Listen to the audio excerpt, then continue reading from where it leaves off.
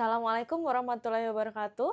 Perkenalkan saya Siti Zulaiha Esos Emsos, dosen pengampu mata kuliah Sosiologi Keluarga di program Studi Sosiologi Fakultas Ilmu Sosial dan Ilmu Politik Universitas Lambung Mangkurat. Dalam video ini, saya akan menjelaskan secara singkat mengenai mata kuliah Sosiologi Keluarga yang saya ampu, yang menjadi bagian penting dalam membentuk kepekaan dan pemahaman mahasiswa terhadap dinamika keluarga di tengah perubahan sosial. Sosiologi keluarga adalah mata kuliah yang membahas tentang keluarga sebagai peranata sosial yang penting dalam struktur masyarakat. Melalui mata kuliah ini, mahasiswa diajak untuk memahami bagaimana keluarga terbentuk, bagaimana ia berfungsi, serta bagaimana berbagai tantangan sosial seperti perceraian, kekerasan rumah tangga, hingga pergeseran nilai yang mempengaruhi kehidupan keluarga saat ini. Pembelajaran dilakukan melalui pendekatan teoritis dan kontekstual dengan mengintegrasikan teori sosiologi klasik dan kontemporer untuk menganalisa dinamika sosial keluarga. Dalam memahami konsep, mahasiswa juga diajak berpikir kritis, berdiskusi, dan terlibat dalam kajian-kajian lapangan untuk melihat bagaimana keluarga bekerja dalam kehidupan nyata. Dengan demikian, mata kuliah ini tidak hanya membekali mahasiswa secara akademik, tetapi juga menumbuhkan empati dan kepedulian sosial dalam melihat isu-isu keluarga di dalam masyarakat. Di akhir perkuliahan, diharapkan mahasiswa dapat menuntaskan capaian pembelajaran sebagai berikut. Pertama, bekerja sama dan memiliki kepekaan sosial serta kepedulian terhadap masyarakat dan lingkungan. Kedua, memiliki kemampuan pemetaan dan analisis sosial, serta menguasai implementasi keilmuan sosiologi pada berbagai keadaan masyarakat untuk memajukan kehidupan masyarakat, terutama di lingkungan hutan tropis dan lahan basah. Selanjutnya, saya akan menyampaikan cuplikan micro-teaching yang menggambarkan bagaimana saya menyampaikan materi kepada mahasiswa secara langsung.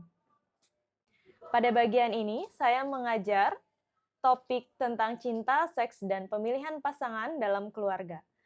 Saya menggunakan pendekatan interaktif dengan memulai dari pertanyaan reflektif yang mengajak mahasiswa menghubungkan konsep dengan pengalaman pribadi dan fenomena di masyarakat.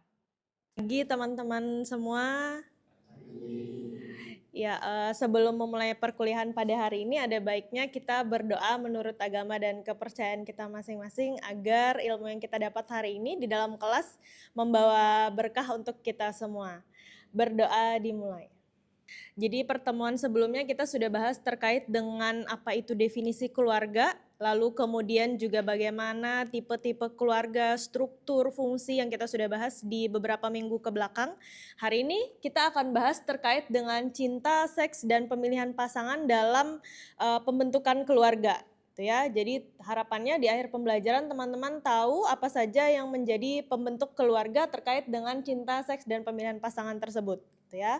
Seperti yang kita tahu ini siapa? Pak Ridwan Kamil, ikonik sekali dengan cintanya. Ada Ibu siapa? Ibu Cinta? Iya sih, Ibu Cinta. Biasanya panggilnya Ibu Cinta gitu ya. Nah, di usia teman-teman sekarang yang sudah beranjak dewasa, tapi sebenarnya di beberapa pembagian di usia teman-teman yang 19 tahun itu masih remaja. Bahkan sekarang di usia sampai 35 itu masih dikatakan remaja. Ya. Oke, apa itu cinta? Pak Ridwan Kamil sering menyebut cinta gitu ya. Apa yang teman-teman ketahui tentang cinta di usianya yang sudah sering pacaran, gonta-ganti pacar? Boleh ada yang Faiz tadi mau berpendapat? Mungkin menurut cinta itu merujuk pada ikatan emosional, juga rasa kasih sayang satu sama lain. Oke, Faiz mendefinisikan cinta itu adalah kasih sayang gitu ya. Cinta-cinta zaman sekarang gitu ya, sudah ke Korea-Koreaan gitu ya.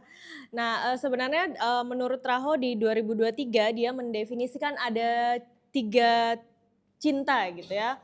Pertama adalah eros gitu ya. Eros itu adalah cinta antara suami dan istri ya. Lalu yang kedua ada philia, cinta antar orang tua dengan anak. Biasanya cintanya tuh tidak berbatas gitu ya.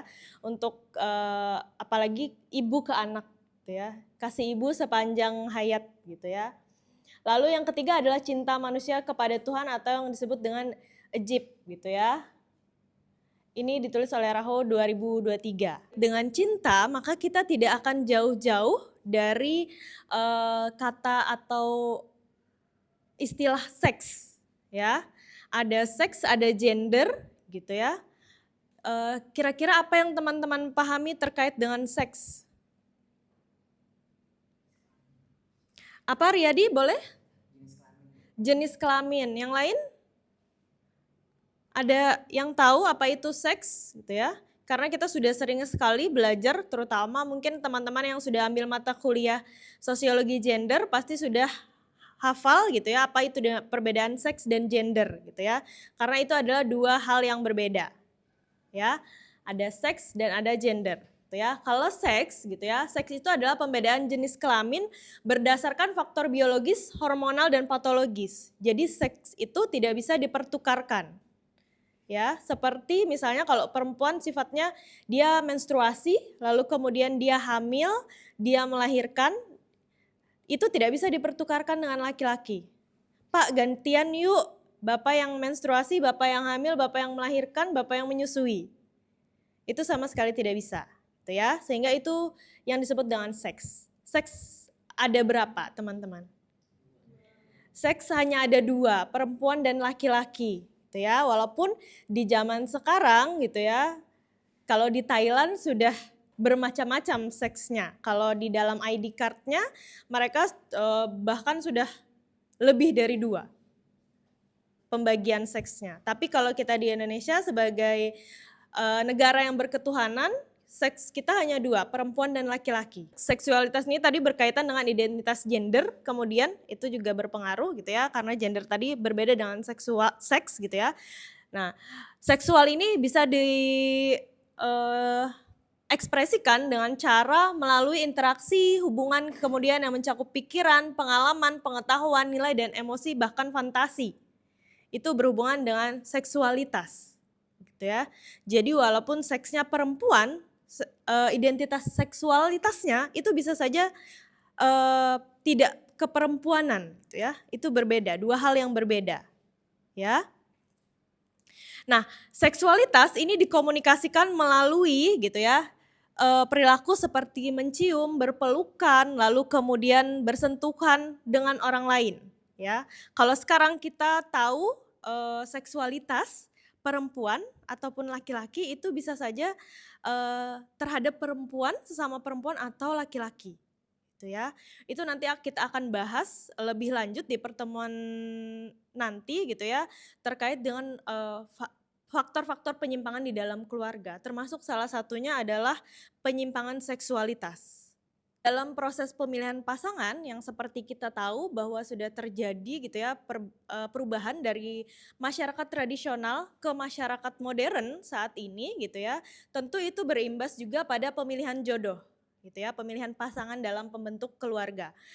Jika di dalam masyarakat tradisional kita tahu ada yang istilahnya perjodohan ya, ikonnya perjodohan adalah Siti Nurbaya gitu ya, itu salah satu yang membekas banget sejarah gitu ya, itu perjodohan. Jadi di masyarakat tradisional perjodohan itu memang harus dilakukan, itu kadang sebagai bentuk balas budi gitu ya. Tapi saat ini gitu ya, ada fakta menarik gitu ya.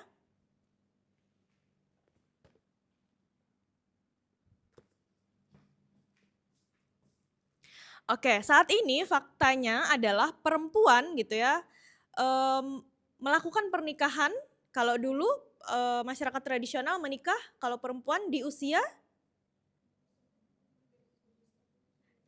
12-13 tahun mereka sudah menikah, lalu kemudian sudah punya anak, ya anaknya sudah bahkan bisa sampai 7, 8 gitu ya. Tapi kalau saat ini pergeseran di masyarakat kita gitu ya, itu sudah menyebabkan perempuan terutama melakukan penundaan pernikahan. Seperti misalnya ada Prilly Latukonsina gitu ya, dia memilih untuk sampai saat ini dia belum menemukan jodoh padahal umurnya 30 tahun. Bahkan Luna Maya juga gitu ya, di umur 40 tahun dia baru menikah, bukan karena dia tidak, punya pasangan ya, kadang ada yang sudah memang punya pasangan tapi dia melakukan penundaan pernikahan, merasa belum siap, ya. Kalau saat ini yang dilakukan oleh perempuan gitu ya, tidak hanya terkait dengan bibit, bebet, bobot gitu ya, banyak sekali pertimbangan, salah satunya adalah juga pertimbangan untuk punya anak. Ya, terhadap pola asuh juga berdampak perubahan dari, masyarakat tradisional ke modern, itu berdampak juga pada pola asuh. Mindset dari pasangan, istri dan suami tidak lagi ketika menikah langsung ingin punya anak. Ya.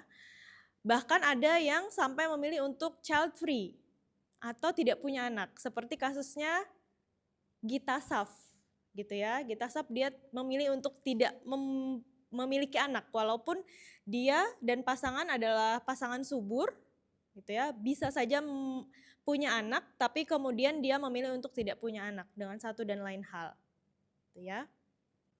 Oke, selain itu gitu ya, kalau di masyarakat tradisional kita masih erat dengan bibit, bebet, bobot gitu ya. Mungkin orang tua ada yang bilang gitu ya ke anak perempuannya, carilah pasangan yang sepantaran gitu ya, yang orang tuanya baik, agamanya baik gitu ya. Nah, di penelitian saya pernah melakukan penelitian pada suku Baduy ya, suku Baduy Dalam ya, mereka itu, masih masyarakat yang tradisional.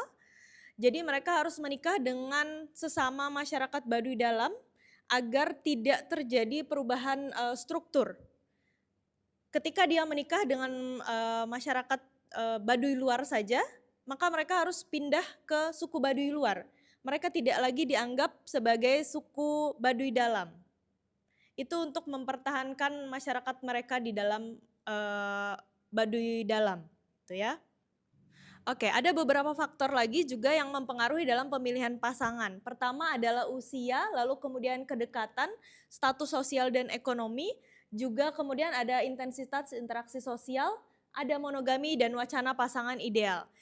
Jadi kemarin saya melakukan bimbingan pada teman-teman mahasiswa, mereka melakukan penelitian di masyarakat Pegunungan Meratus di Data Rajab gitu ya. Yang menarik adalah usia perkawinan mereka masih cenderung dini. Jadi masih kelas 5 SD mereka dilakukan pernikahan dan mereka menganggap bahwa jika ada yang meminang maka itu harus diterima. Pinangan pertama itu tidak boleh ditolak. Sehingga kemudian pada masyarakat di Datar Ajab mereka melakukan pernikahan dini cukup tinggi. Jadi kelas 5 SD mereka sudah dinikahkan. Pasangan mereka itu cenderung jauh lebih tua. Jika anak kelas 5 SD saja mungkin di 12-13 tahun ya, yang di pasangan mereka yang meminang itu biasanya di umur 20-an, 25-28 yang sudah bekerja. Ya, itu nanti akan saya lakukan penelitian lebih lanjut kenapa di masyarakat desa Datar Ajab masih melakukan pernikahan dini. Ya, bahkan itu menjadi sebuah norma gitu ya. Kalau yang pinangan pertama itu tidak boleh ditolak. Jadi pernikahan pertama ini semacam trial, walaupun nanti akhirnya mereka bercerai. Memang mereka bercerai biasanya. Jadi yang pernikahan pertama itu tidak akan berlangsung lama. Oke teman-teman, sejauh ini ada yang ditanyakan lebih dahulu tentang cinta, seks, dan pemilihan pasangan di dalam pembentukan keluarga? Oke, baik, silahkan Dike. Sebelumnya perkenalkan nama saya Dike. Kebetulan Bu, sebelumnya Ulun ada mata kuliah yaitu patologi sosial dan kebetulan penelitian itu berkaitan dengan fantasi Cindo. Dan dari yang Pian jelaskan tadi itu kan berawal dari cinta dalam membangun suatu hubungan dalam keluarga, pastinya ada seks. Seks tadi kan itu pembedaan jenis kelamin atau identitas gender. Ketika Ibu menjelaskan tentang seksualitas tadi, ternyata seksualitas itu bisa diekspresikan dalam bentuk emosi, interaksi, dan salah satunya juga fantasi. Dalam kasus penelitian Ulun itu, ruang lingkupnya masih dalam media, jadi si kakak korban ini dia membagikan foto adik, ibu, ataupun temannya sendiri, dan itu dijadikan sebagai fantasi mereka untuk menyalurkan kepuasan itu tadi. Apakah jika dikaitkan lagi dengan sosiologi keluarga ini itu wajar? Itu aja sih Bu pertanyaan dulu. Oke, pertanyaan bagus dari Dike gitu ya, karena mengingat bahwa banyak sekali isu-isu atau fenomena kontemporer yang saat ini gitu ya, apalagi dengan kecanggihan media saat ini gitu ya. Bahkan kita tahu kemarin juga ada isu terkait dengan satu Facebook grup gitu ya, yang itu terkait fantasi terhadap anak sendiri. Ya kan? Oke. Iya, betul, memang itu adalah terkait dengan seksualitas gitu ya. Tapi kemudian jika kita tarik lebih dalam gitu ya, apakah wajar hal itu? Tentu tidak wajar. Ya. Itu adalah penyimpangan seksual. Ya. Karena di dalam keluarga sendiri gitu ya, ada fungsi-fungsi tertentu ya yang sudah kita pelajari, ada fungsi afeksi. Lalu ada fungsi agama. Ya, dimana kalau kita runut lagi kan tentu saja itu hal yang diharamkan di dalam agama, fungsi agamanya tentu tidak berjalan di dalam keluarga jika saja fantasinya itu terhadap keluarga sendiri. Ya. Lalu kemudian secara nilai kasih sayang, apalagi jika mungkin sampai fantasi saja tidak melakukan menyakiti secara fisik gitu ya. Tapi kemudian kan banyak kasus ayah memperkosa anak gitu ya. Itu kan termasuk dalam tindakan kekerasan di dalam rumah tangga juga. Kekerasan seksual juga. Sehingga kemudian rumah atau keluarga tidak lagi menjadi tempat yang aman untuk kita individu sebagai bagian dari unit terkecil di dalam masyarakat. Gitu ya. Mungkin bisa dipahami dulu Dike? Oke, baik teman-teman, materi sudah saya sampaikan, materi nanti bisa diakses pada e-learning, nanti saya juga akan share di grup dan Google Drive gitu ya, terkait dengan materi pembelajaran hari ini. Mungkin kita bisa simpulkan apa yang bisa kita pelajari hari ini. Ada yang mau memberikan statement closing? Saya Bu. Jadi ulun menangkap apa yang telah Ibu sampaikan tadi terkait materi yang Ibu bawakan. Jadi menurut ulun jodoh itu tidak harus kita memilih atau dijodohkan, melainkan keinginan dari kita sendiri untuk bisa memiliki orang yang kita sukai gitu Bu. Oke, baik. Terima kasih Iman. Boleh tepuk tangan dulu teman-teman?